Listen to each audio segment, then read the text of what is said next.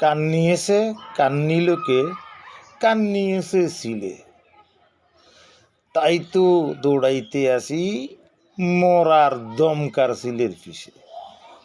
বাংলাদেশের অবস্থাটা হয়েছে ঠিক তাই।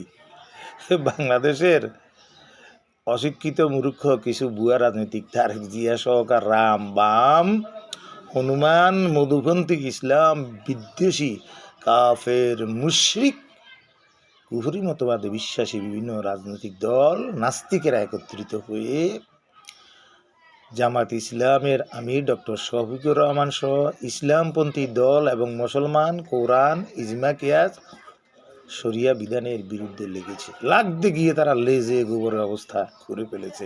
মনে করেছি কিছু কথা বলার জন্য আসবো না, এখন আসতে বাধ্য হলাম। দীর্ঘদিন পর্যন্ত আমি কন্টেন্ট ছাড়ি না, আজকে প্রথম আসলাম।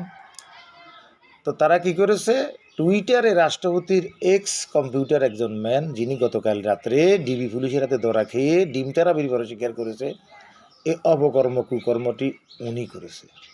তাহলে অর্ধ শিক্ষিত আধা শিক্ষিত মূর্খ বোঝ বাঙ্গাল পরদেশে পরবাসে থাকি আন্দোলন কি, দেশ কি, স্বার্থ কি, রাজনীতি কি, দেশপ্রেমের দাঁড়ে নেই।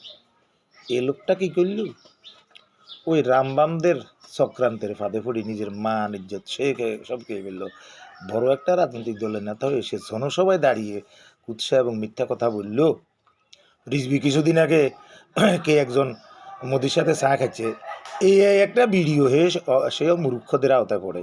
আধুনিক যুগে এই সমস্ত বুড়া মুড়া হাবি যাবি এদেরকে এখন আর মানায় না, তবুও আছে নির্বাচনে খাড়া না, ভাগ্য ভালো পরে মাফ চাইছে। এআই কি জিনিস এখনও বুঝে না, এই তারিখ কেউ বুঝে না।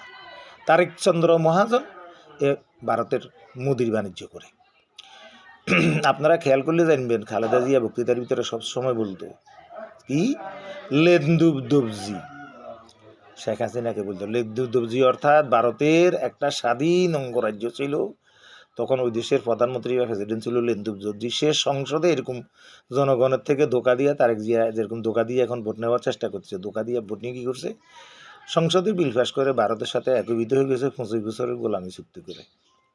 সেই যে একীভূত হয়ে গেছে, এটা তো ভারতের দখলেই চলে গেছে।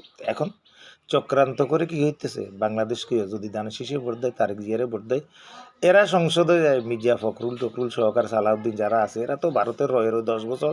সালাউদ্দিন শিলিগুড়িতে শিলংয়ে তাকে পাওয়া গেছে, সেখান থেকে ট্রেনিং ফোনিং দিয়ে প্রোগ্রাম দিয়ে তাকে ব্রেন ওয়াশ করে ভারতীয় ওষুধ দাবাই খাওয়াইয়া ট্যাবলেট ফুরিয়া এটারে ইন্ডিয়ান ভাষা বলে জড়িবুটি বাংলাদেশে পাঠাই দিছে।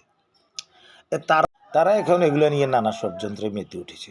শুধু মেতে উঠে নাই, তারা ইসলাম কোরআন সব কিছু ধ্বংস করার চেষ্টা বা পায়তারা করতেছে। এইবার যদি তারা কোনোরকম সরকার গঠন করতে পারে, ঠিক সিকিমের লেন্দুব দর্জির মতো বাংলাদেশকে 72 একটা অঙ্গরাজ্য বানিয়ে দিবে, একটা গোলামি চুক্তি করবে।